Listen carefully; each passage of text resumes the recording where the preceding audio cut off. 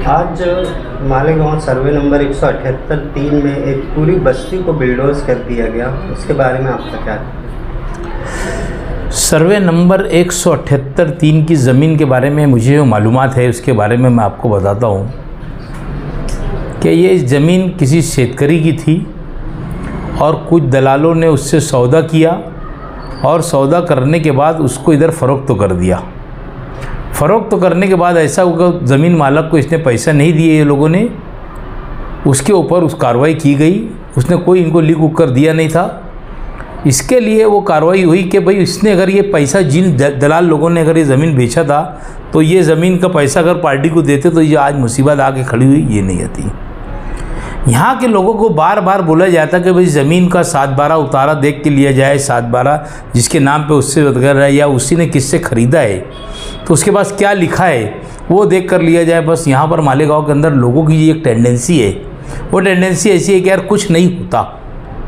और ये बस्ती की वजह से मैं बोलता अब इसके बाद भी और बस्तियों को पता आने वाली है। डिपो के पीछे की भी एक बस्ती जो है वो भी कोर्ट के अंदर गया और इसी तरीके का मामला है उनका भी। पार्टी ने जिस माल ज़मीन से जिससे सौदा किया था पार्टी ने उसको पैसा पार्टी ने नहीं दी और यहाँ पर पूरा फ़रोख्त तो कर दिया और फ़रोख्त करने के बाद पूरा पैसा इनसे उड़ा ली। वो पार्टी भी यही तरीके का केस है और वो भी हाई कोर्ट के अंदर गया हुआ है। तो यहाँ के लोगों की जो टेंडेंसी नहीं ख़त्म होना चाहिए। अगर कुछ नहीं होता आज हुआ है और जिन लोगों ने किया है, जिन लोगों ने स्टाम्प बना के दिया, जिन लोगों ने नोटरी बना के दिया, इन लोगों ने उनके खिलाफ में जाना चाहिए पुलिस स्टेशन में 420 का गुना दाखिल करना चाहिए।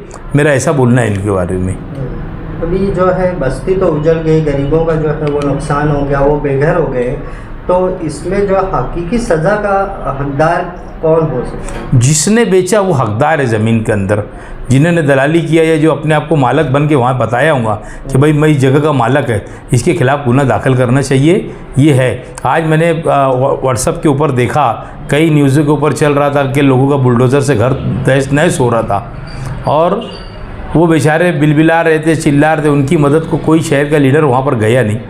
अगर जाता भी तो हाई कोर्ट का वो हुक्मनामा था उसको तोड़ना ही पड़ता था। पीर के रोज़ कमिश्नर को हल्फनामा दाखिल करना है कोर्ट के अंदर, इसके लिए उसको आनंद फानंद के अंदर आज शनिचर के रोज़ कारपोरेशन बंद होने के बाद भी उसको तोड़ दिया गया।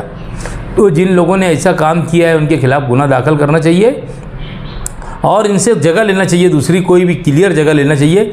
और उन लोगों को अगर कोई हमारी मदद की ज़रूरत पड़ेगी तो इंशाअल्लाह ताला मैं पूरी तरीके से उनकी मदद करूँगा। अभी तक के जितने भी लोगों से वहाँ पर बात हुई, जो मंजर हमने देखा है, तो वहाँ के लोगों को ये उम्मीद थी कि लीडरान जो है वो ऐसे बुरे वक्त में हमारे साथ आएंगे, यहाँ खड़े होंगे और आपसे एक उम्मीद थी कि आप जो हर जगह पहुँचते हैं ऐसे लोगों की मदद करने, आप भी वहाँ नहीं गए। नहीं, हाई कोर्ट का वहाँ पर मैटर हाई कोर्ट का आदेश है।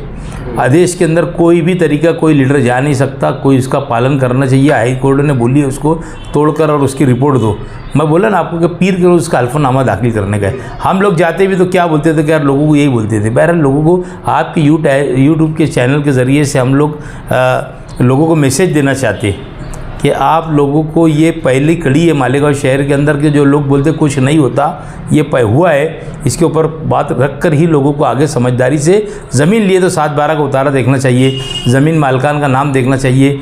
अगर ज़मीन मालिक ने किसी जो तुमको बेच रहा है उसी ने किससे लिख के लिया है क्या, उसने किसी से ख़रीदा है क्या, ये सारी चीज़ों को देखकर और वो ये करना चाहिए। कार्रवाई तो हाईकोर्ट के आदेश पर हुई है, उसे तो रोका नहीं जा सकता था, लेकिन वहाँ के लोगों को कम से कम तसल्ली देना, या जो उनके बच्चे भूख से रो रहे हैं, धूप में हैं, वो लोग अभी रात किस तरीके से उनकी गुजरेगी किसी को पता नहीं है। ऐसे वक्त में क्या करना चाहिए?